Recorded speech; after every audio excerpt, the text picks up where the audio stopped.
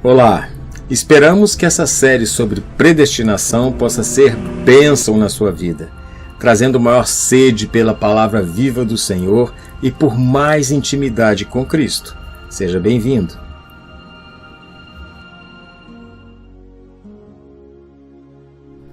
Neste módulo, nós vamos estar discorrendo sobre a intolerância na vida de Calvino. A gente poderia até falar da tolerância na vida de Calvino. Na verdade, o que a gente quer tratar aqui é como Calvino reagia e agia diante de diferenças, como ele lidava com aqueles que não concordavam com ele. Porque a intolerância se caracteriza pela falta de habilidade, a inabilidade ou a falta de vontade de se lidar com essas diferenças. Então cria-se a discriminação, o preconceito, a repulsa, a repugnância, o ódio, a raiva, tantas outras coisas que advêm de não saber lidar com as diferenças. A tolerância não é muito diferente, no sentido que lida também com discórdia, não quer dizer que há concordância, mas a tolerância tem uma discórdia pacífica, não é aquela discórdia irada, violenta, feroz. Então nós vamos entrar aqui no ponto como Calvino agia com as diferenças, e como era a sua tolerância em relação a elas. Certamente não é 100% do tempo, não é 100% do que ele fazia que ele era intolerante. Ele também era tolerante. Então nós não estamos querendo aqui carimbar, botar um label na vida de Calvino. Calvino ou intolerante? Não, porque a gente sabe que não é a verdade absoluta. Mas a gente quer tratar de alguns pontos específicos. Por quê? Porque a gente quer manchar a reputação dele, quer diminuir. Não, é porque a gente quer entrar no ponto primordial, fundamental, que é a interpretação bíblica que ele aplicava em relação às suas discordâncias. É muito importante isso. Certamente nós não queremos fechar a questão, ser conclusivo e dizer, olha, nós temos a solução, foi assim que aconteceu, nós temos a visão completa da situação. Não é, mas é importante, muita gente evita falar disso. E eu até entendo, porque não é uma coisa muito fácil, é uma coisa até meio complicada, porque parece que a gente está querendo achar as fraquezas do personagem e diminuí-lo, mas não é a verdade. A gente quer simplesmente trazer essa questão da intolerância, por quê? Porque ainda acontece hoje na vida da gente. E segundo, para a gente poder interpretar Calvino, que muitas das coisas que ele fazia, muitas das coisas que ele defendia, aplicava, pregava, são coisas que devemos questionar hoje sim, porque são coisas que tiveram uma origem, um start, começou da maneira errada.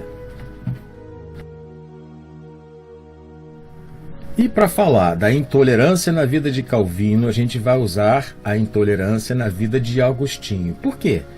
Agostinho foi um dos maiores influenciadores de Calvino, aquele que tinha mais forte influência, talvez o mais influente na vida de Calvino.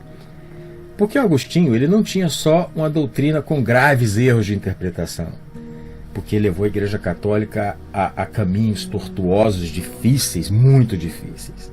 Ele tinha também uma característica de ser intolerante, de perseguir aqueles que discordavam dele. E Calvino trouxe isso para o seu ministério, para a sua vida e para a sua teologia também.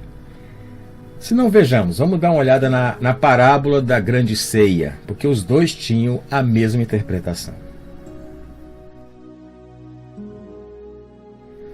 Vamos ver aqui o que Lucas nos narra a respeito dessa grande ceia, dessas bodas, lá no capítulo 14. Um certo homem fez uma grande ceia e convidou a muitos, versículo 16b. Bom, uma grande ceia havia sido preparada para as bodas, e o convite foi enviado a cada um que ele queria convidar. Convite pessoal, convite formal, convite entregue em mãos. Cada um recebeu o convite dessa grande ceia. Uns falaram, poxa, acabei de comprar um campo, comprei uma terra, ainda estou embaraçado com a documentação, então estou preparando o plantio, tenho que lidar com isso e não vou poder ir. Outro, eu comprei juntas de bois, eu tenho umas atividades aqui que exigem a minha presença. Se eu tivesse dito antes, eu tinha me organizado diferente, eu queria tanto ir, mas não vai dar. Outro, poxa, eu acabei de casar, não tem jeito de eu ir. E cada um apresentou sua desculpa, então foram desculpas e mais desculpas. Isso deixou aquele senhor muito aborrecido. Então ele passou a outra estratégia. Ele disse, saí depressa pelas ruas e bairros da cidade e traz aqui os pobres, os aleijados, os mancos e os cegos. Bom, de cara a gente vê uma coisa que mudou o ritmo. Agora você sai depressa. Por quê? Porque a época das bodas, o momento das bodas, o dia das bodas já estava mais próximo. Então a questão do convite ser feito era uma questão de urgência já. Então sai depressa. E sai pelas ruas e pelos bairros da cidade. Já não tem mais um endereço específico onde você tem que ir, olha, vai na rua tal, na casa tal e no bairro tal. Não. Vai pelas ruas e pelos bairros da cidade. Ali você vai encontrar os pobres, os cegos, os mancos, né, os aleijados, e a esses você convida. A quem você encontrar, entrega o convite que eu quero que você traga todo mundo para a minha ceia. E aí você percebe que não houve desculpas. Você não ouviu de ninguém, poxa, eu estou ocupado. Né? O aleijado, o manco, o cego, o pobre, todos eles falaram, é para mim o convite? Claro que eu vou. E foi. Então o convite pegou todos eles com ânimo. Né? Talvez nunca tivessem sido convidados e até se surpreenderam de serem lembrados. A gente não sabe, a palavra aqui não está narrando dessa maneira, mas a gente sabe que o convite foi aceito, não houve desculpas. Porém, dá uma olhada. O verso segue dizendo o seguinte: E disse o servo, Senhor, feito está como mandaste. Fizemos tudo como o Senhor mandou. E ainda há lugar. Uau! E como a gente mencionou, não tinha desculpa, as pessoas compareceram, mas não encheu a casa. Existia lugar ainda na mesa do rei. E aí o rei fala da seguinte maneira: Saí agora então pelos caminhos e valados, e força-os a entrar para que a minha casa se encha. O Senhor queria as bodas com a casa cheia, com as mesas completas. Então ele falou, agora então, você sai pelos caminhos, pelos valados. Quer dizer, você andou pelos bairros e pelas ruas da cidade, agora então você vai para os recônditos, para os atalhos, para os becos, para os caminhos e valados. Vá onde ninguém espera que você vá. Vá àqueles marginalizados, aqueles escanteados, aqueles abandonados, largados, aqueles que sequer têm a sensação de que pertencem a alguma coisa. Vá a eles, né? Vá pelos caminhos e valados e faz o convite. Uau! É muito forte, porque se você pegar esse trecho todo e faz isso em casa, lê Lucas 14, porque ali fala de salvação, fala do amor de Deus, fala do convite do Senhor, que é um convite extenso, inclusivo, sem exceção. A todos que você encontrar, você convida. Eu quero eles aqui na minha grande ceia. Eu quero a todos nas bodas. Né? Porque existem algumas coisas, nós vamos tratar em outros módulos, sobre a salvação não ter sido lançada a todos. Né? Só alguns seletos e escolhidos, talvez como no início dessa narrativa, dessa parábola, que Deus havia convidado a muitos e fez um convite formal. Mas a parábola não parou aí, ela foi onde tinha que ir, a mostrar que o amor de Deus, o sacrifício de Cristo e o preço que foi pago foi para todos. Então a gente percebe que lugar tinha para todos. O convite foi feito para todos. Então a gente sabe que há esperança para todos. E não tem como você falar diferente disso. Aqui está muito claro, muito evidente que o amor de Deus foi derramado sobre todos, o convite foi feito a todos e a esperança está sobre todos. Vamos entrar nisso um pouco mais à frente com mais detalhes. Eu queria fazer um parênteses bem curto e bem rápido, porque nós não vamos nem tratar desse assunto aqui nesse módulo, tem um módulo específico para isso. Eu quero falar daquela primeira leva de convidados, aquela leva que deu suas desculpas e rejeitou e acabou dizendo, olha, eu não vou estar na ceia porque eu tenho uma justificativa para isso, me desculpa, mas não posso ir. Bom, se trata dos judeus, se trata do povo judeu, né? Nós vamos entrar em detalhes, como disse, não agora. Com a rejeição dos judeus, o convite foi estendido e lançado, aquela outra leva, para todos os povos, tribos, línguas e nações, que são os gentios. né? Olha só o que a palavra nos diz. Eu vou fazer leitura de 2 versos que nós vamos tratar depois. Só que eu não quero deixar sem registro isso aqui, que é importante nesse momento. O endurecimento veio em parte sobre Israel até que a plenitude dos gentios haja entrado. Isso está em Romanos 11, 25b. O endurecimento veio em parte a Israel até que a plenitude dos gentios haja entrado. Então houve sim um endurecimento. E aí você vai entrar depois, quando a gente for mais fundo, e ver que isso veio de Deus, da parte de Deus, do governo de Deus, da intenção de Deus, do plano de Deus, que houvesse esse endurecimento em parte a Israel, para que o evangelho e a salvação pudesse chegar aos gentios, a todo povo, tribo, língua e nação. Olha só o que nos diz ainda em Romanos, no 11:15. Porque se a rejeição é a reconciliação do mundo, qual será a sua admissão, senão a vida dentre os mortos? Aqui existe um embate teológico muito grande, que inclusive o calvinismo adota a teologia do pacto, né? Que nós vamos falar sobre ela, dizendo que com Israel não se trata mais, aquilo acabou, foi o tempo, passou o tempo, tinha um propósito, o propósito já cumpriu, e pronto, Israel já era. A igreja hoje é o Israel de Deus. Nós vamos entrar nisso com muito temor e tremor. Mas aqui está dizendo uma coisa absurda, né? Está dizendo assim, teve a rejeição, isso significou a reconciliação do mundo, ou seja, essa rejeição dos judeus significou salvação dos gentios. Mas não para aí. Continua dizendo assim, qual será a sua admissão, senão a ressurreição dentre os mortos? Opa, vai haver uma admissão? Quer dizer, vai haver um novo ajuntamento, uma nova chamada, um novo recrutamento, uma nova apresentação, uma nova saída, haverá salvação ainda. Então, existe um plano ainda para aqueles? Nós vamos entrar nisso. Eu só deixei essa ressalva aqui, porque muitos falam de maneira...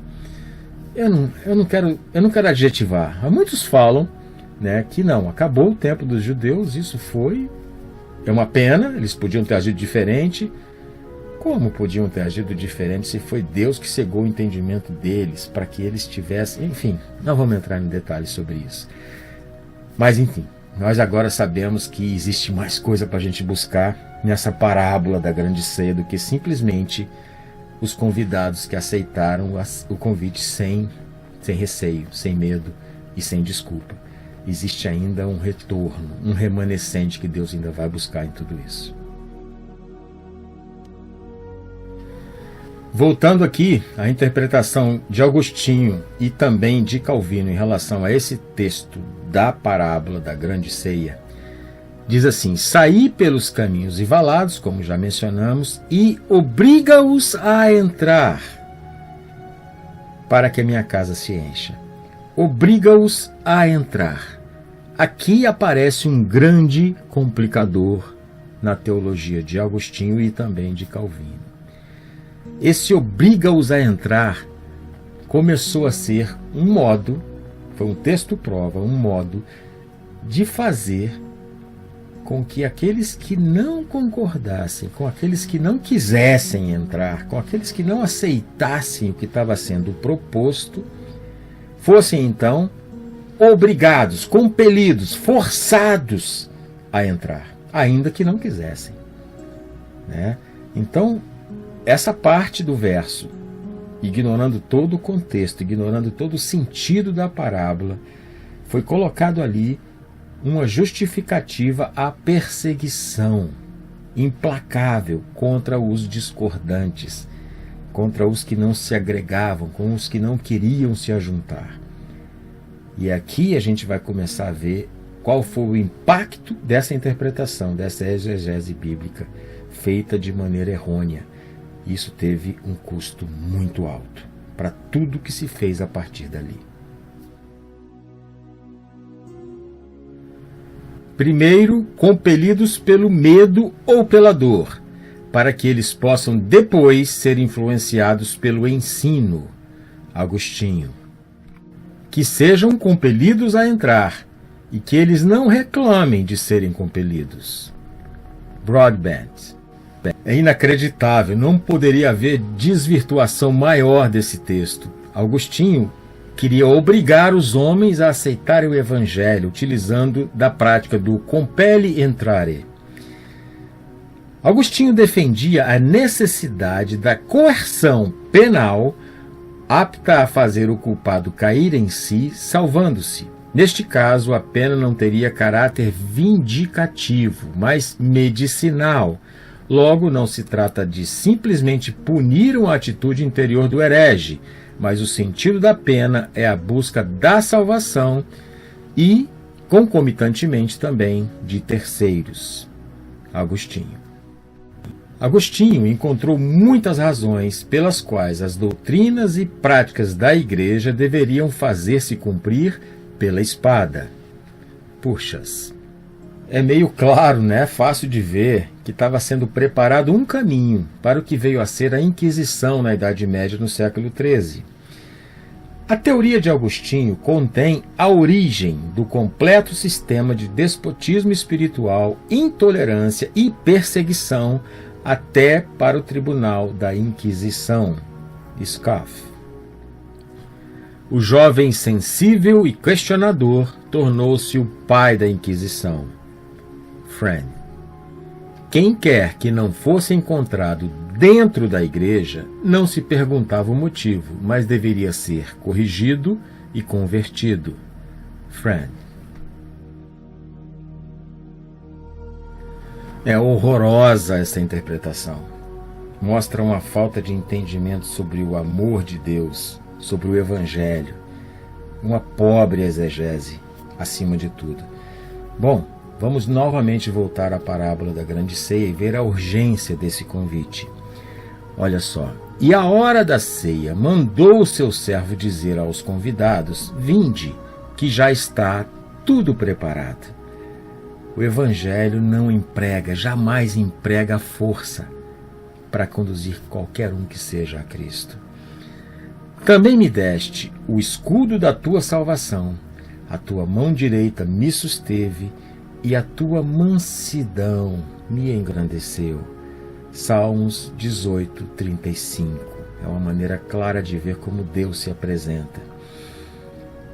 Aqui também, em Apocalipse: e quem tem sede, venha, e quem quiser, tome de graça da água da vida. Apocalipse 22, 17. Você está com sede? Então vem. Quem quiser, tome de graça, sem custo, sem preço, da água da vida. O bem mais precioso está sendo oferecido de graça para quem quiser. Não é para quem puder. Daí nós vamos voltar a falar sobre a questão da incapacidade de crer, da incapacidade de querer crer, né, que Calvino prega. Absolutamente não. Aqui não está escrito quem puder, venha. Se você puder, se você foi tocado, se você nasceu de novo, venha para você ter fé. Absolutamente não é esse o contexto e não é essa a palavra. A palavra está dizendo quem quiser. Você não vai ser empurrado, compelido, forçado a querer. Vai beber nem que não queira. Vai para o céu nem que não queira. Vai fazer mesmo sem querer. Não precisa de querer. Quem manda aqui sou eu. Você vai fazer e pronto. Eu estou sendo meio forte nessa apresentação? Sim. Não é bem assim também que Calvino apresenta. Mas se você espremer no frigir dos ovos, você vai ver que a mensagem é essa. O homem não tem querer para ser salvo. E o homem não tem querer para não ser salvo. Para ir para o inferno, para ir para a perdição, para ser condenado. Absolutamente é muito pobre, muito horrorosa essa interpretação. A palavra diz aqui: quem tem sede, venha. E quem quiser, você quer? Pode tomar, porque é de graça. E é de graça por quê? Porque não tem valor nenhum? Não. É porque tem todo o valor. É de graça porque teve um que pagou por você. É de graça para você, mas houve um preço, um alto preço pago para que você pudesse participar, como a palavra está dizendo aqui, da água da vida. Essa água da vida é preciosa demais, que custou o sangue do Filho unigênito de Deus, que por amor veio e pagou o preço para aquele que quiser possa ter acesso à água da vida, acesso à presença de Deus, ao convívio com Deus. Esse é o Evangelho, que parece que não está sendo entendido aqui, né? Nós vamos entrar de novo. Não, eu estou falando que eu vou entrar profundamente, é porque é muita coisa, né? É coisa demais para a gente estar tratando. E um módulo desse não pode ser inchado demais, porque senão fica meio confuso de discernir. Mas a mensagem aqui está muito clara. E por que a gente está falando de Agostinho? Está falando de Agostinho, da teologia de Agostinho, da maneira de ver a vida com Deus de Agostinho. Por quê? Porque em semelhança a isso está Calvino, que seguiu o mesmo padrão equivocado de Agostinho. O agostinianismo foi desenvolvido em um sistema ainda mais rígido e inflexível através do intelecto severo de Calvino, Henry Milman. Ele estava determinado a fazer de Genebra a base para construir a cidade de Deus de Agostinho em toda parte. Bernard Gottfried. Bom, estamos falando aqui de compelir, de forçar, de empurrar, né? Então, compelir a todos. Então, compelir o réprobo, o não eleito, o rejeitado. Qual a finalidade de você compelir aquele que não foi escolhido para entrar? Compelir aquele que não vai ganhar os céus? Compelir aquele pelo qual Jesus não morreu? Que sentido faz a gente compelir alguém que está impossibilitado de crer por Deus, porque não foi dado a ele a fé salvífica, de acordo com os calvinistas, é claro. Que sentido faz compelir e fazer entrar aqueles que não poderão entrar? De outra mão, compelir o eleito, compelir aquele escolhido, compelir aquele pelo qual Jesus disse: olha, esse daqui vai entrar.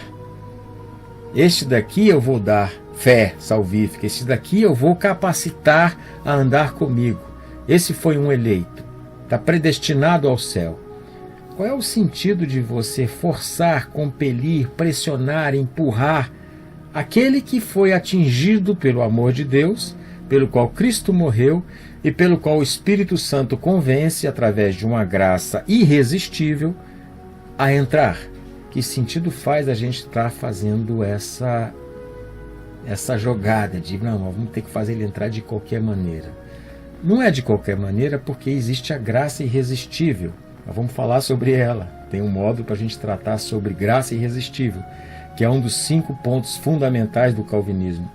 Que ninguém pode resistir à graça. A graça chega ao homem de tal maneira que não tem chance do homem resistir. Então, se a graça irresistível chega ao eleito e não tem como o eleito resistir a essa graça, ou seja, ele vai se render a essa graça, porque essa graça é muito, muito, muito mais forte que ele, que sentido faria então eu ter que compelir, empurrar, forçar alguém a entrar, sendo que ele foi alcançado por tamanha graça irresistível? E junto com a graça irresistível, nós podemos falar ainda da eleição incondicional, que é a eleição que foi feita antes da fundação do mundo e de maneira incondicional de acordo com o calvinismo, é claro. Não houve condição para isso. Você foi escolhido porque foi escolhido. Aquele não foi escolhido porque não foi escolhido. Isso é de Deus, é da vontade de Deus. É do beneplácito de sua vontade, antes da fundação do mundo, antes que você fosse sequer nascido.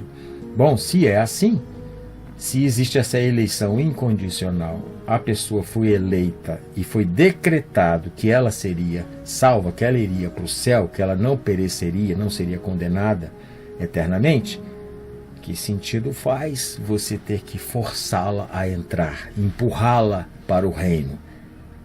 Né? Então, se você pegar o próprio contexto de tudo que eles estão pregando sobre qual é esse evangelho da predestinação absoluta, não combina com a interpretação que eles tiveram sobre essa perseguição às diferenças. Quem não crê vai ter que crer de qualquer jeito. Depois você entra em detalhes sobre qual é essa cidade de Deus, que a gente já mencionou, de Agostinho, né, que Calvino queria implantar o reino de Deus na terra mesmo através disso. Nós vamos falar até um pouquinho aqui nesse módulo sobre isso ainda. Mas eu estou falando aqui sobre o compelir. que é uma coisa tão absurda de exegese, de hermenêutica, de interpretação bíblica, quanto é absurda através da própria teologia e doutrina que eles pregam. Eu acho que é preponderante a gente falar aqui daquilo que desnorteou muito Calvino na sua teologia, as interpretações errôneas das Escrituras, muitas baseadas em Agostinho, e que a Igreja Católica vinha praticando já há alguns séculos.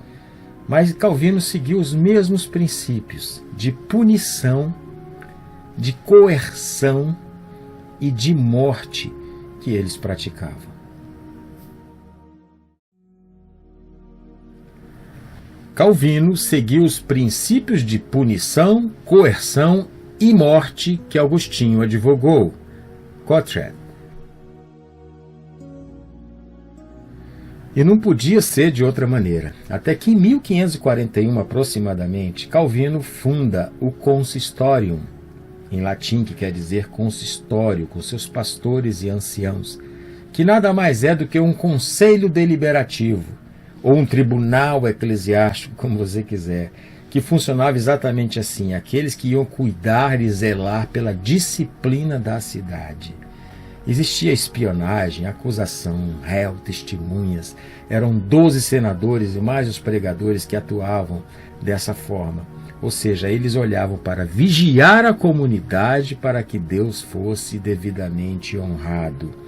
E a palavra vigiar aqui, ela quer dizer isso mesmo, vigiar, ficar de olho na conduta das pessoas, se elas estavam honrando a Deus ou desonrando a Deus.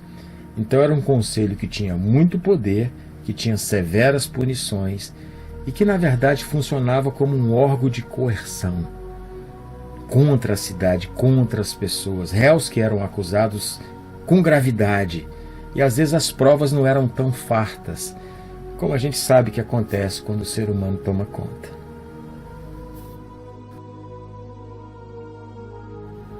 A tolerância foi definitivamente menor após a reforma do que antes dela. Durand. Ali se praticou a tortura como nunca, nem remotamente tinha praticado e nunca praticou a Inquisição Católica. Henry Charles. Em 1545, o consistório enviou para a fogueira 31 pessoas condenadas por feitiçaria. Ou seja, em um único ano superou o total de vítimas do Tribunal da Inquisição de Roma no século XVII inteiro. Henry Kamen. Em um ano, sob o conselho do consistório, 14 supostas bruxas foram enviadas à estaca sob a acusação de que elas persuadiam Satanás a afligir Genebra com a praga. Durand. Bom, o que vemos então é o poder político e o poder religioso em crescente, se reforçando e aumentando cada vez mais na cidade. Até que Calvino redigiu um documento amplo, bem geral e bem detalhado sobre regras de conduta na cidade.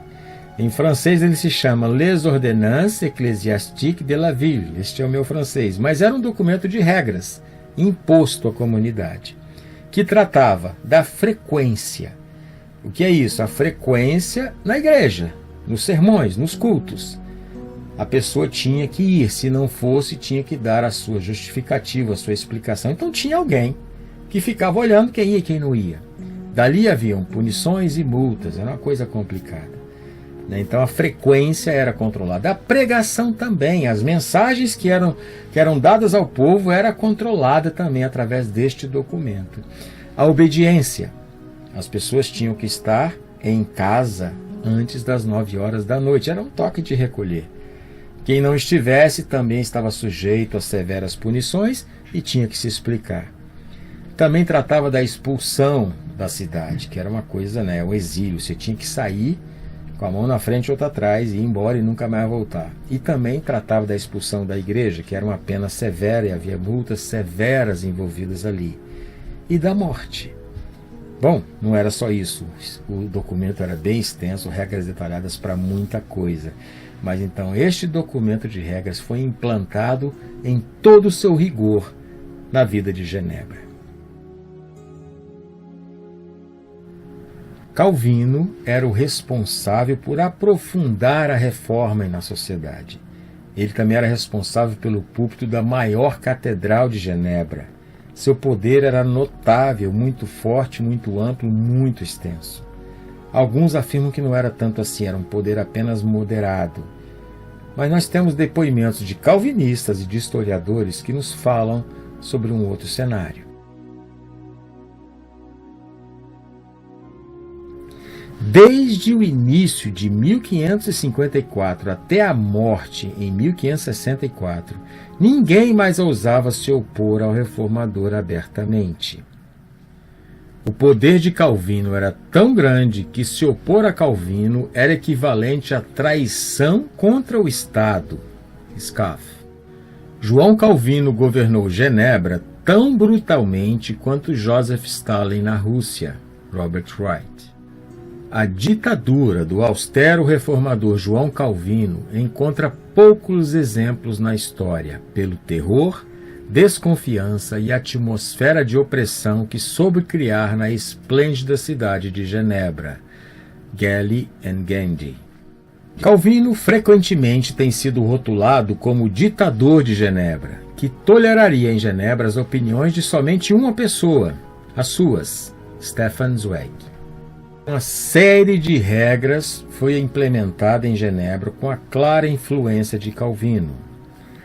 Além das leis usuais contra a dança, a profanação, os jogos de apostas e a falta de vergonha, o número de pratos comidos em uma refeição era regulado. Scaff. A frequência aos cultos públicos era obrigatória e vigias verificavam quem frequentava a igreja. Philip Scaff. A quantidade e as cores das roupas eram reguladas, joias e rendas foram desaprovadas. Will Duran.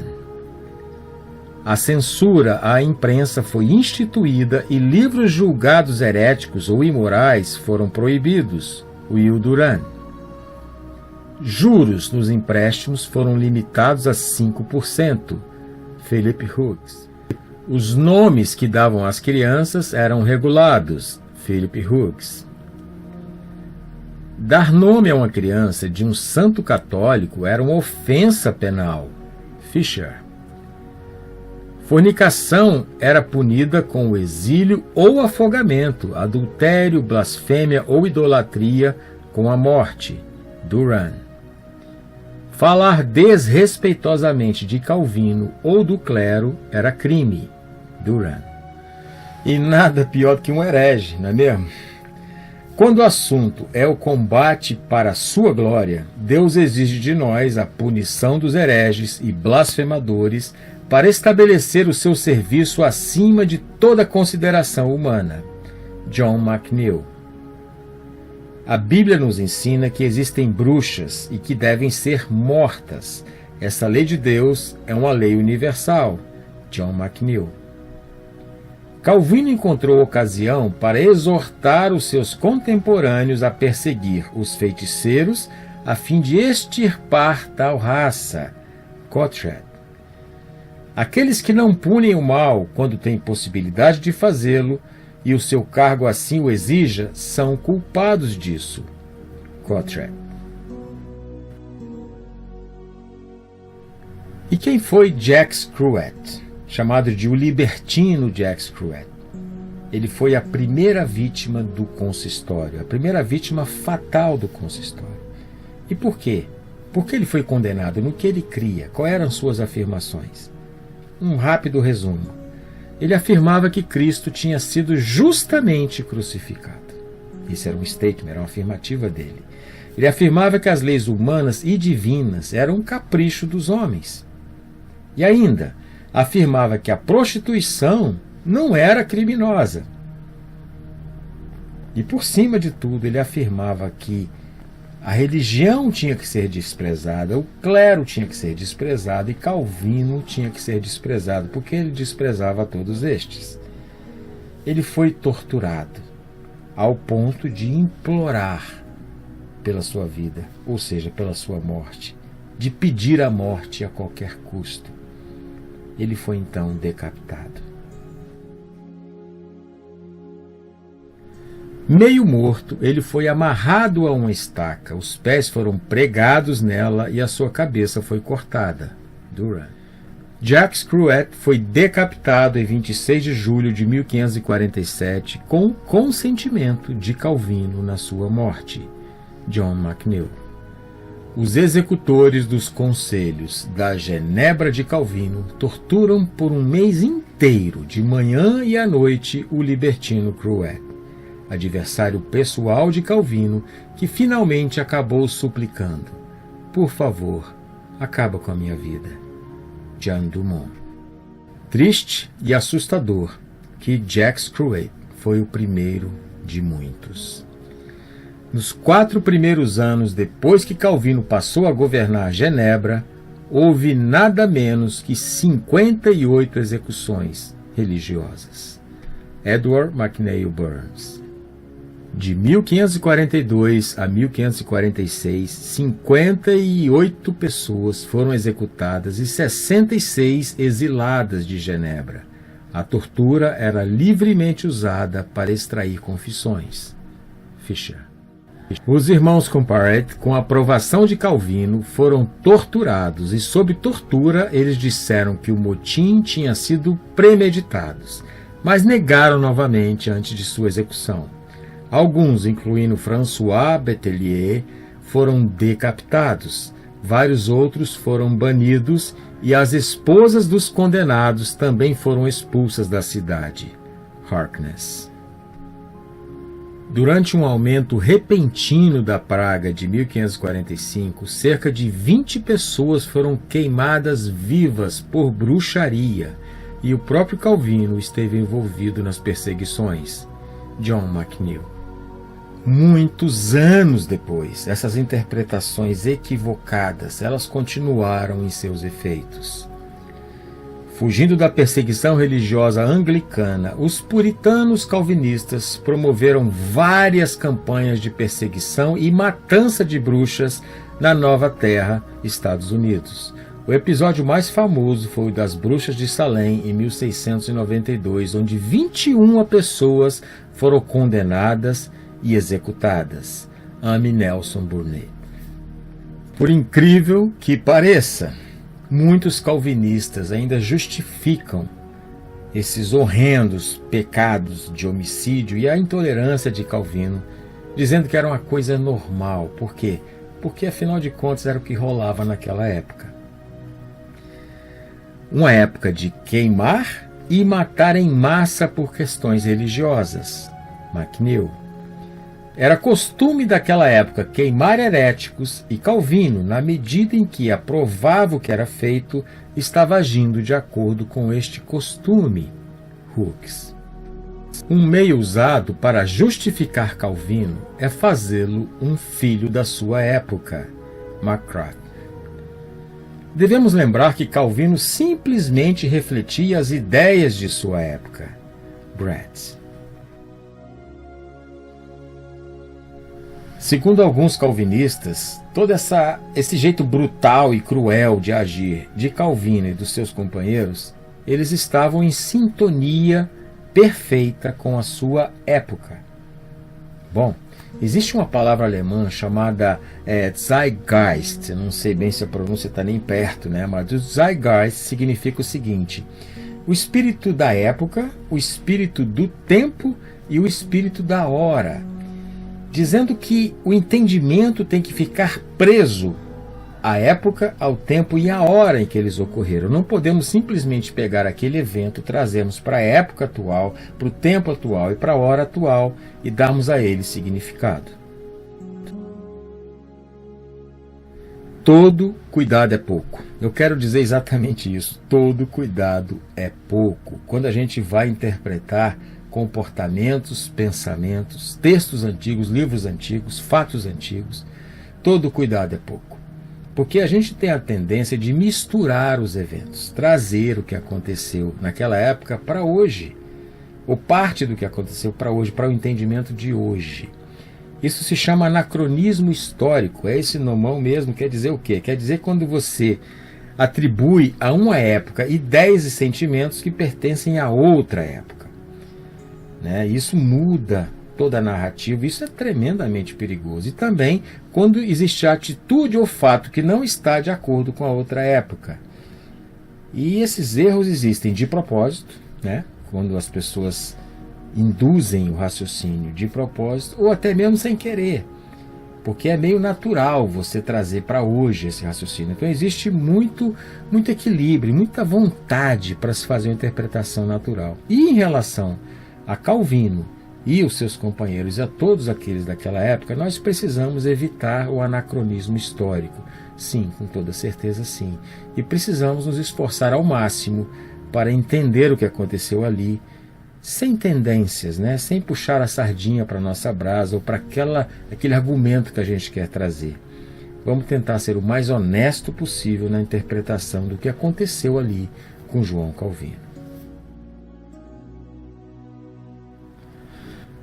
Tem várias, eu encontrei no Portal Zoom uma definição do que é anacronismo. O anacronismo é considerado um erro, pois através dele tentamos avaliar uma determinada época histórica, nos pautando em valores e ideologias que não pertencem a esse contexto. Estamos falando muito de normal, é isso? O que é normal? Mas normal o que significa, na verdade? Qual é o conceito de normal? Normal é aquilo que não foge aos padrões. Normal é o que não foge à norma. Então podemos dizer que tudo que é comum, tudo que é regular, tudo que é usual é normal, né? O que não é normal? Uma coisa incomum, uma coisa que não é usual. Percebe que socialmente aceito é o normal, é o comum, é o usual, né? Aquilo que faz parte do grupo, que não foge dos padrões e que não foge da norma. Só que nós não estamos falando aqui, no caso de Calvino, da norma daquela época, dos padrões daquela época, do que era comum naquela época, do que era usual naquela época. Porque nós estamos falando, e eu quero que você tente entender o que eu estou dizendo, não o que eu não estou dizendo. Nós estamos falando de valores diferentes, que não se liga a época alguma. São valores atemporais. Uau, existe isso? Valores atemporais, sim. E nós vamos entrar neles agora. Falarmos de que valores Calvino deve ser medido, eu devo ser medido, você deve ser medido. Esses valores atemporais. E são altíssimos, são superiores, porque são definidos pelo Criador, são definidos por Deus. E isso existe? Sim, isso existe. Eu queria pegar Paulo como exemplo para o nosso raciocínio aqui. Paulo, que viveu como judeu entre os judeus, entre os gregos e entre os romanos. Então ele estava cercado de um conjunto de normas e leis e valores muito grande, muito amplo e muito diverso, não é? Então ele tinha a norma e as regras e os padrões do povo judeu, que ele estava profundamente enraizado nela. Então ele sabia o que era ser comum e usual e regular dentro desse contexto. Ele também estava envolvido no sistema de valores dos gregos. Nós vemos a sua interação com os gregos de forma muito clara, e ele entendia o que era ser comum, o que era ser normal dentro desse contexto dos gregos. Também dos romanos, mesma coisa. Ele chegou a ser também cidadão romano. Então Paulo tinha e sabia andar muito bem dessas teias de aranha, desse mundos diversos.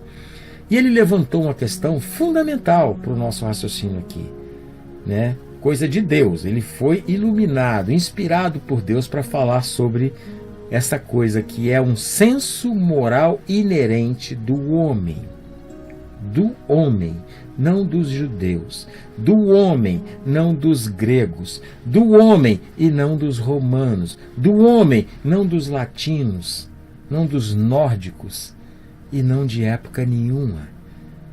Uau, onde é que ele está entrando? Paulo está trazendo uma coisa diferente, nos quais eu também posso me movimentar dentro dela.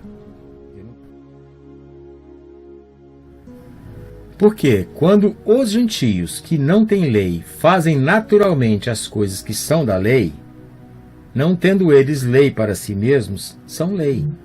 os quais mostram a obra da lei escrita em seus corações, testificando juntamente a sua consciência e os seus pensamentos, quer acusando-os, quer defendendo-os. Paulo está trazendo aqui a figura da consciência, né? A lei que está escrita em nossos corações, ela testifica com a nossa consciência e os nossos pensamentos. Não está falando aqui de valores culturais, de valores de homens, nem de épocas. Está falando de algo que Deus colocou no coração do homem e que dá para testificar, porque a consciência ela é como a âncora de valores eternos, superiores, valores que não são de cultura, como a gente falou, não é de época, não é de tempo, não é de hora, não é de momento, não é de uma sociedade, não é do que é comum, do que é incomum. São valores eternos que nos acusa ou nos defende. Então a consciência tem o poder que Deus deu a ela de nos acusar, porque a lei está escrita onde? Nos nossos corações. E de nos defender, porque a lei está escrita onde? Nos nossos corações. Paulo está trazendo um conceito muito amplo, muito superior a esse do anacronismo histórico, de avaliar tempos, pensamentos, épocas e textos antigos. Sim, tudo isso tem que ser feito dentro de todo cuidado, mas o que a gente está tentando entrar aqui agora é de alguma coisa que transcende, vai além, vai muito mais além do que os nossos valores da época. Então, naquela época de Calvino, como na época dos seus antecessores, dos que vieram depois, como na época dos primórdios da humanidade, o homem tinha a consciência, que é a âncora dos valores eternos, para dizer para ele: olha, está tudo bem, olha, não está bem isso que você está fazendo, está errado, porque a lei está escrita nos nossos corações. Porque o grego que não tem lei, ele se tornou lei para si mesmo, porque a lei está dentro dele. Paulo vai mais além e fala assim: por isso procuro sempre ter a consciência sem ofensa, tanto para com Deus quanto para com os homens. Uau! Essa consciência funciona também para com Deus. Ou seja, eu sei quando as coisas estão bem com o meu Deus, entre eu e Ele. Eu sei quando as coisas estão pegando entre eu e Deus. Veja Adão. Adão andava todas as manhãs com Deus, tinha relacionamento, tinha comunhão, eles eram amigos, eles batiam altos papos, o que deve ter sido aquilo. Mas um dia, um momento, quando Adão comeu do fruto, ele se escondeu de Deus, porque ele viu o que tinha acontecido, a sua consciência se abriu, né? A separação do bem e do mal, de alguma forma, e ele sabia que estava mal com Deus, se escondeu. É esse sentimento. Ninguém disse a ele que ele estava mal com Deus, mas ele percebeu. E mal com os homens. Então, quando eu pego e tenho uma atitude, uma ação que me leva a ficar mal com alguém, a ter feito mal para alguém, a minha consciência me diz. Só que tem uma coisa aqui que é perigosa, e Paulo está nos alertando. Eu procuro, o que o texto está dizendo, sempre ter uma consciência sem ofensa. O que isso quer dizer? Uma consciência sem mácula, sem sujeira, né? Sem artifício, sem estar doente. Eu procuro ter a minha consciência não cauterizada, não danificada. E ele diz mais. Isso foi em Atos 24:16. Agora em 2 Coríntios 4:2 ele diz assim: antes rejeitamos as coisas que por vergonha se ocultam. O que é isso? Rejeitamos as coisas que por vergonha se ocultam, não andando com astúcia, nem falsificando a palavra de Deus. Aqui não está falando de povo, nem de época. Está falando da palavra de Deus que pode ser falsificada, sim. E assim nos recomendamos à consciência de todo homem, na presença de Deus, pela manifestação da verdade. Ele usou agora a palavra poderosa e forte com peso eterno, verdade. Existe uma verdade que não depende de regras, de padrões humanos. É uma verdade que vem de Deus e está em nós. E nós sabemos o que é essa verdade, o que não é essa verdade. Percebe? Então, quando a gente vai falar de Calvino, na época de Calvino, de Adão na época de Adão, de Davi na época de Davi, do Marcos na época de hoje, nós temos a verdade. Nós temos que agir de acordo com ela, não de acordo com o que foi montado, os valores humanos montados à nossa volta. Percebe? Conseguiu entender que existe uma maneira superior da gente agir quando estamos sem adulterar a palavra, sem falsificar a palavra. Nos recomendamos a consciência para todo homem e na presença de Deus. Nós vamos entrar um pouquinho nisso ainda.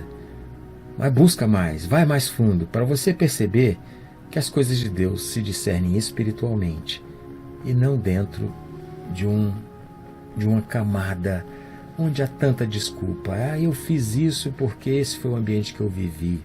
Eu fiz dessa forma porque foi assim que eu aprendi. Eu fiz desse jeito porque foi o que eu vi todo mundo fazer e eu achei que era certo e etc e tal. Uau! Paulo nos mostra, descortinou para a gente uma verdade superior a essa.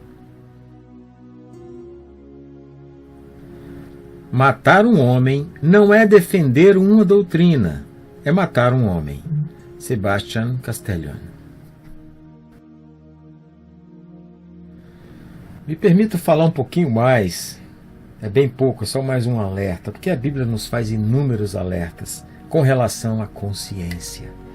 É uma coisa meio sensível a consciência. E a Bíblia nos alerta, nos adverte, cuidado para você não cauterizá-la, não danificá-la, não estragá-la. Olha só, Paulo nos diz: pela hipocrisia de homens que falam mentiras, tendo cauterizada a sua própria consciência, em 1 Timóteo 4,2. Aqui eu posso ver duas coisas, que é possível você estragar a sua consciência. E o alerta de Deus está aqui, olha, começa a observar o que está acontecendo na sua vida, porque disso vai depender a sua consciência. E fala mais, antes o seu entendimento e consciência estão contaminados. Tito 1,15. Veja bem, aonde nós estamos imersos? Nós vivemos nesse mundo. Nós temos o pensamento atual, o pensamento secular. Nós temos os padrões que regem a norma. Nós temos o que é comum, o que é regular, o que é usual. Nós falamos disso há pouco tempo.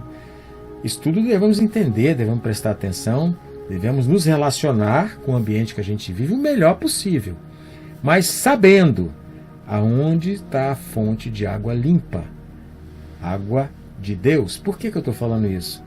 Porque senão você é contaminado com o que está à sua volta. E aí a sua consciência já não é mais pura. Uma água 100% pura é maravilhosa, mas para ela ficar impura, contaminada, ela não precisa estar 100% imunda. Com um pouquinho de água contaminada, você começa a estragar aquela água límpida. Percebe o que eu estou falando? Se deixar entrar coisas, valores, coisas comuns. Isso não tem problema, todo mundo faz. Isso aí não, isso é normal.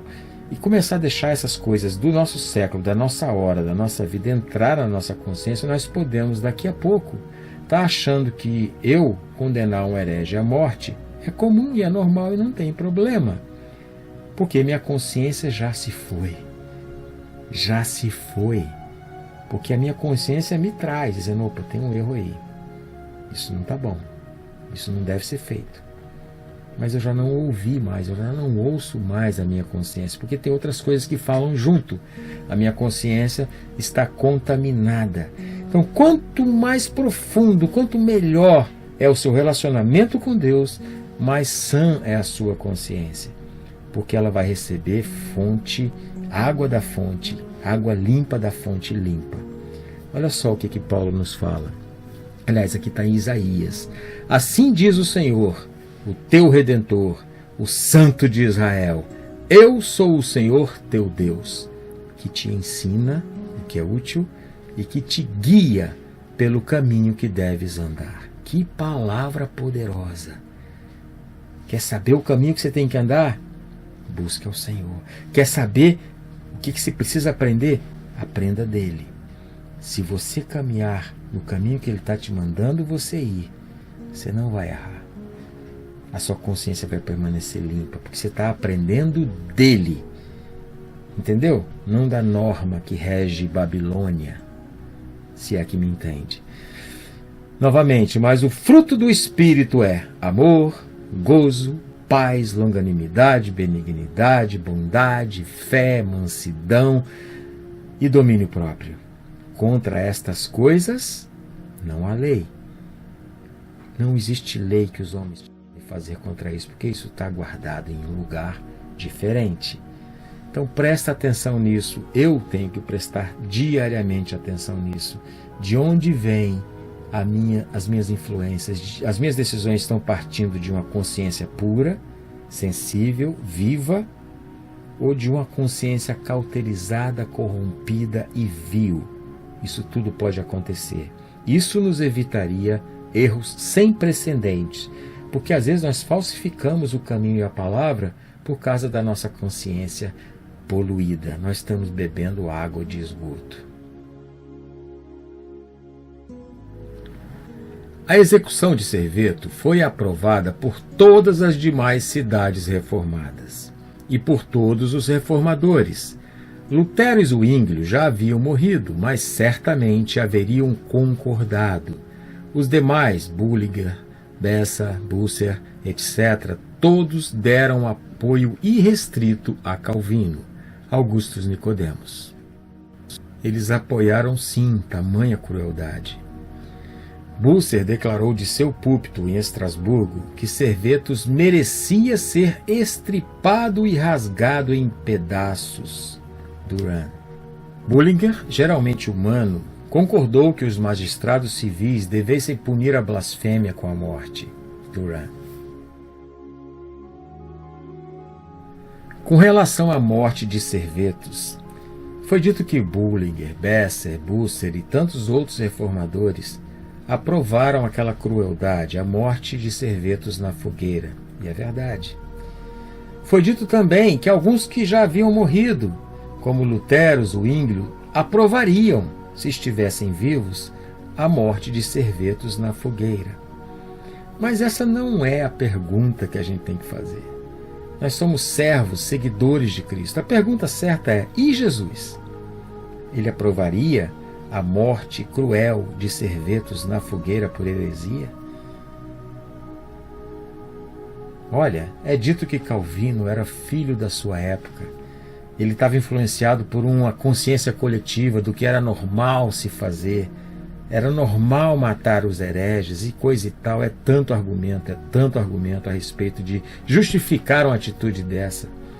Mas quando você põe Jesus no circuito, na questão, aí você começa a perceber que aquilo tudo estava muito errado. Porque se meu Jesus não participa, por que eu devo participar? Se ele não aprova, por que eu devo aprovar? Se ele não está ali, por que eu tenho que estar? Essa é a pergunta e esse é o questionamento que devemos fazer em tudo. Todo mundo faz, são homens que se dizem letrados, são homens de Deus, são referências teológicas, são isso, são aquilo. Amém? Ótimo. Todos eles dizem isso, mas o que Jesus diz? O que ele aprova? É isso que me interessa.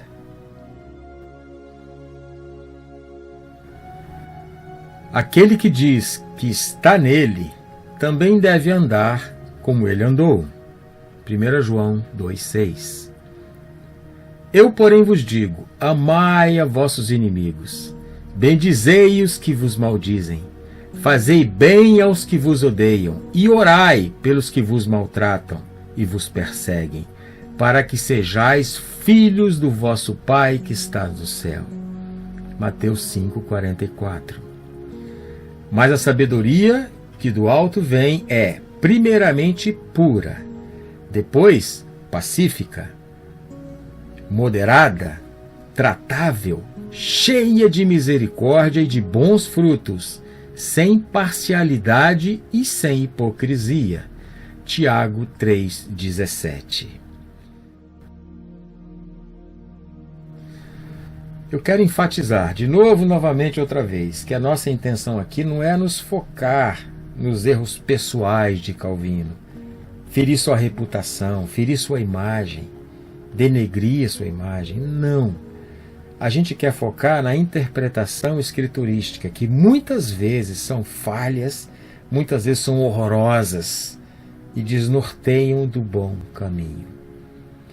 Se hoje, quando a gente questiona as posições de Calvino, quando a gente vai de encontro a alguma interpretação que não é bíblica, no nosso ponto de vista, a gente recebe um bombardeio sem tamanho, uma oposição desenfreada. Imagine então você questionar Calvino no seu tempo.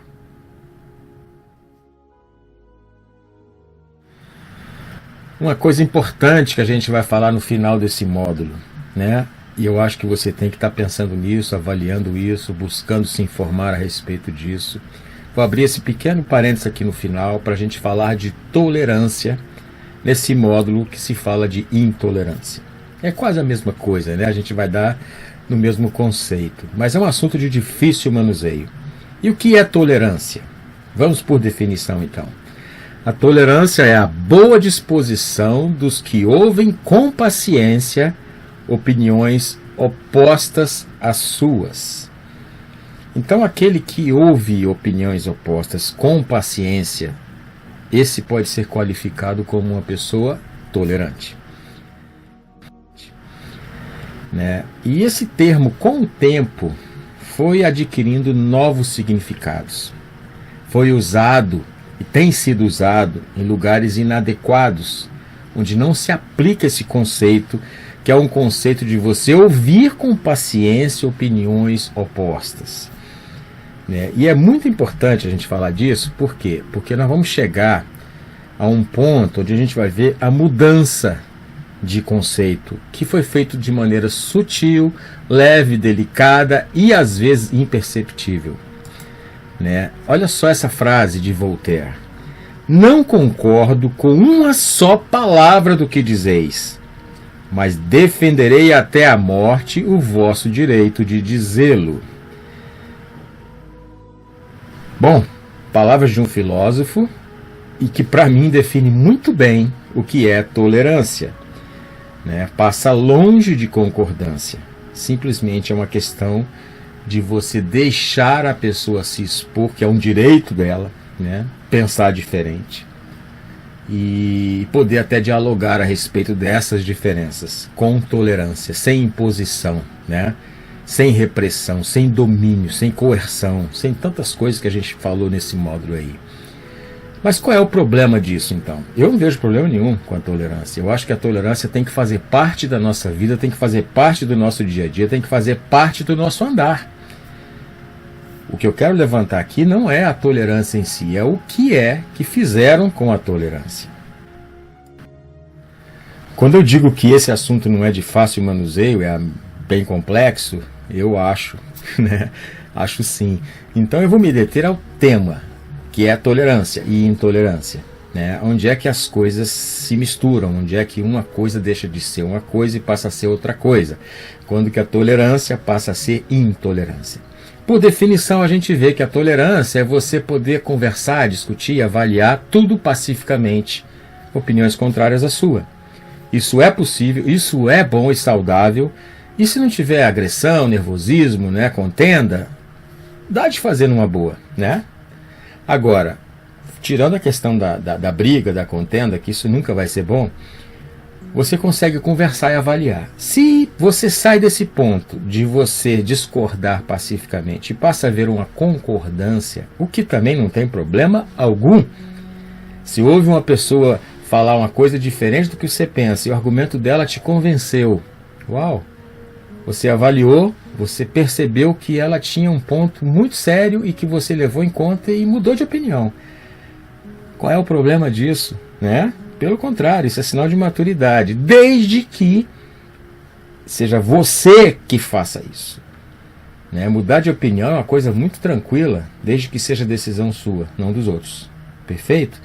E para isso é preciso haver muito pensamento, muito arrazoamento, muita meditação para saber de onde está vindo essa mudança de opinião.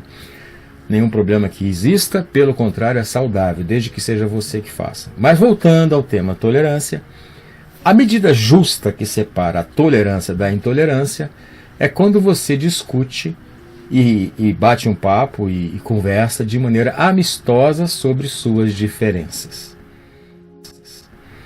né? Olha só o que o outro filósofo aqui diz, o Karl Popper, diz o seguinte: a tolerância ilimitada leva ao desaparecimento da tolerância. Então esse discordar de maneira pacífica, que é uma das definições que eu encontrei melhor sobre tolerância, ela passa a mudar um pouco quando você começa a colocar alguns ingredientes nessa conversa. Veja que eu estou falando de tolerância, tá? Eu não estou falando que você, acabei de mencionar, que você não possa mudar de opinião, que você não possa argumentar e convencer a outra pessoa da sua opinião também. Isso é uma das razões de se conversar, né? Então eu não estou falando disso, estou falando de tolerância. Então quando passa dessa discordância pacífica e tem um gostar, um aceitar, um aprovar e até um aplaudir, o que eu disse, não é nenhum problema que isso aconteça, só que já mudou o nome, já não é mais uma tolerância. Por que eu estou batendo nessa tecla? Por que isso é importante? É porque eu vou incluir agora um ingrediente nessa nossa conversa aqui, que é a exaltação da tolerância. Que a tolerância, porque eu chamo de exaltação, por quê? Porque a tolerância foi recebendo esses ingredientes de aceitação, de agrado, de gostar, de, sabe? E algumas vezes até de aplaudir. E ainda com o nome de tolerância. Uau, isso é perigosíssimo. Não é só questão de semântica, de nomes, de nomenclatura. É porque em nome da tolerância, porque hoje todo mundo tem que ser tolerante com os diferentes. Perfeito. Desde que tolerância seja discordância pacífica. Você pensa de um jeito, você tem o direito de pensar, eu vou morrer dizendo que você tem esse direito, e eu penso de outro, tá tudo bem. Mas quando o nome tolerância já inclui o ter que aceitar a opinião da outra pessoa, aí nós estamos com um problema na mão. E se der outro nome, maravilha, o problema deixa de existir. Mas se chama tolerância, por quê? Porque aí nós estamos entrando num mundo novo e perigoso, onde nós somos obrigados a tolerar, ou seja, a aceitar as opiniões dos outros como verdade. Olha o perigo. Você não acha tudo isso, mas você foi induzido por esse século a ser tolerante, e tolerante a aceitar que o outro também tem suas posições e também é verdade. É aí que mora o perigo, aí que mora o perigão, porque aí há um comprometimento dos seus valores e você não sabe nem até onde isso vai parar. Eu não estou só falando do politicamente correto, que é um desastre, né? Porque também mudou o conceito do politicamente correto. Virou um fingimento, uma hipocrisia sem tamanho, onde você dizer o que pensa já virou agressão. Ou seja, quando você tenta discordar pacificamente, já não tem espaço, porque o espaço que havia para haver uma discordância está sumindo. Se você começar a discordar, só o fato de você discordar do comum, da norma, você já está sendo taxado de intolerante. Sendo que discordar é uma das definições de tolerância. Percebe? O tolerante discorda de maneira pacífica, mas discorda. O discordar, o não aceitar algumas posições hoje, já se tornou intolerância. E é isso que eu quero falar aqui agora, porque a igreja, agora voltando à nossa vida, a igreja está se tornando muito inclusivista e intolerante, aliás, e tolerante, mas não no conceito real da palavra, no conceito novo da palavra. Ou seja, se você não aceita as outras pessoas, você se torna intolerante. E a igreja, para não ter esse carimbo de ser um grupo intolerante, ela acaba aceitando. E aí inclui um monte de coisa que atinge, que mancha, que fere valores que não podem ser feridos. Caros, valores importantes que nós não queremos negociar. Percebe? Então por isso que eu estou trazendo esse parênteses, para a gente identificar aonde é que esse novo conceito de tolerância, que é uma coisa boa, né? Mas esse novo conceito de intolerância está invadindo sua vida, a vida da sua comunidade e a sua percepção de mundo. É importante a gente tirar esse tempo, dar uma avaliada, porque nós não temos que nos reprimir, nos reter de discordarmos. Então, esse novo conceito de tolerância, substituindo o conceito bom, na minha opinião, que deve existir no nosso dia a dia, sempre deve existir, e é bom que exista, faz bem para todos. Mas esse novo conceito que equipara as coisas, ou seja, o tolerar já tem um quê de aceitar. Ou seja, a opinião do outro tem o mesmo peso que a sua, é tão aceita quanto a sua, é tão verdade quanto a sua, e por aí vai. Bom, esse novo conceito diz o seguinte, e ele foi mudado sutilmente, letra a letra, palavra a palavra, ideia a ideia, e hoje já se aceita essa definição de tolerância, que é a seguinte: a tolerância é a capacidade de uma pessoa ou grupo social de aceitar outra pessoa ou grupo social que tem uma atitude diferente das que são a norma no seu próprio grupo. Uau, que definição grandona, tem que parar só para identificar o que isso está querendo dizer. Mas é uma coisa perigosa, essa mudança de paradigma, de definição, assusta. Assusta porque a partir de agora, de então, do que se coloca para nós no nosso século, para sermos tolerantes, nós temos que quase que acatar a posição da outra pessoa. Quase que dizer o seguinte, olha, eu renuncio à minha, tudo bem, é você que está certo, vamos em frente com os seus valores. Lógico que ninguém vai aceitar eu dizendo isso dessa maneira, mas se você não aceitar, der lugar como verdadeiro, qual é o problema de fazer isso, hein, gente? Avaliar mesmo a outra ideia como sendo verdadeira. É que você pega as suas e coloca elas sub júdice. Pode ser que as suas estejam erradas, a deles é que está certa. Mas aí não é uma discussão, aí não é um convencimento, aí não é é uma imposição. E, no entanto, se vão mudar o meu nome agora de tolerante, aquele que consegue conversar todas as coisas, consegue dialogar com qualquer um, em qualquer termo, com o tempo que for preciso, que isso é o tolerante que eu sempre procurei ser, Se a partir de agora eu discordar de alguém, eu me colocar de maneira diferente, eu falar, olha, não é assim, que eu penso, ou então não é assim que a Bíblia diz, porque eu creio no Deus da Bíblia, então etc e tal. Se trouxer valores desse tipo, eu vou começar a ser taxado de intolerante, ou daqui a pouco de radical, ou daqui a pouco do intolerante radical, e aí vai, e vai, e vai. Bom, isso aí já está acontecendo, E a palavra nos dá uma dica. Dá uma olhada ao que nos diz Amós 3:3. Porventura andarão juntos, se não houver entre eles acordo? Esse é o ponto, a questão do acordo. Procura no teu coração os seus valores. Não tenta impor a ninguém, abrir a cabeça dos outros, enfiar eles lá dentro. Não é assim, não foi assim que Jesus fez conosco, não é assim que Jesus faz com ninguém. Tem que ser de dentro para fora. A conversão é de dentro para fora. O convencimento pode até ser de fora para dentro. Mas nós não buscamos convencer o mundo. A nossa missão não é convencer o mundo de nada. A nossa missão é proclamar o Evangelho. O trabalho de convencimento é do próprio Deus, é do Espírito Santo de Deus, que convence o homem do pecado, da justiça e do juízo. Esse sim é um trabalho sobrenatural. Mas quem faz é Deus, nosso Deus sobrenatural. Agora, a proclamação desse Evangelho está a nosso encargo. E isso nós temos que tomar cuidado, da maneira com que a gente fala. Não é por impor ideias, por convencer, por humilhar, por debochar. Debater não tem problema nenhum, desde que seja salutar e saudável. Enfim, por isso que eu disse que é um assunto de difícil manuseio. Esse parênteses ficou até maior do que eu queria. Eu queria só ser um parentezinho, porque o modo já inchou, já engordou. Mas enfim, você que ouviu até agora, que você possa trazer isso para a sua vida e avaliar, ver aonde é que os seus valores estão começando a ficar comprometidos. Que te chame de intolerante? Tudo bem. Se você tem que mudar de opinião para ser chamado de tolerante, aí o nome já não é mais tolerância, já é outra coisa. Que Deus nos abençoe sem medidas.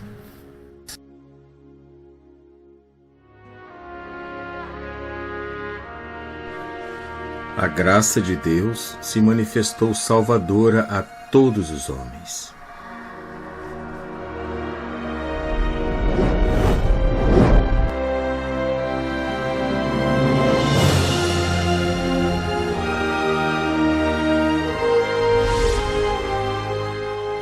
está consumado. Há esperança para todos, porque um alto preço foi pago.